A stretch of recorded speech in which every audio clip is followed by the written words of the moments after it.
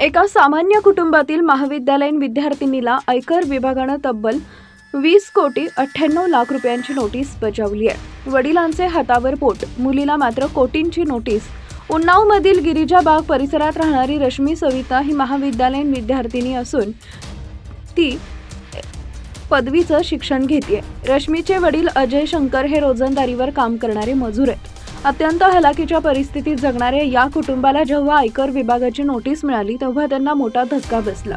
आयकर विभागाच्या चंदीगड कार्यालयाने रश्मीच्या विरोधात आयकर कायद्याच्या कलम 131(1) अंतर्गत नोटीस जारी केली होती. आधार आणि पॅन कार्डचा गैरवापर करून फसवणूक या प्रकरणाची अधिक माहिती घेतली असता रश्मीच्या नावावर दिल्लीतील बुराडी परिसरात आर्यस एंटरप्राइजेस नावाची एक कंपनी सुरू असल्याचं समोर आलं.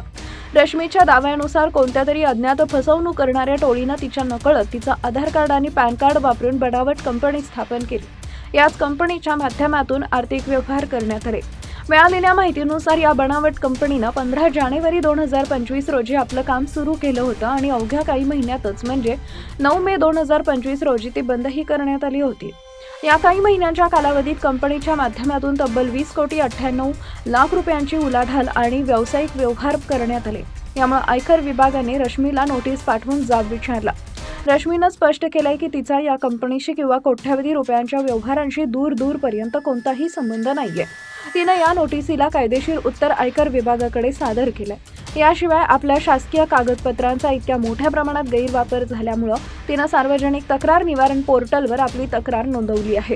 तसेच या संपूर्ण फसवणुकीची सखोल चौकशी करून दोषींवर तात्काळ गुन्हे दाखल करावेत यासाठी तिनं स्थानिक पोलिसांकडेही लेखी अर्ज दिला. आता हे ट्रान्झॅक्शन्स कुणी केले याचा तपास आयकर विभागाकडून केला जातोय. याविषयी तुम्हाला काय वाटतं? तुमची प्रतिक्रिया आम्हाला जरूर कळवा.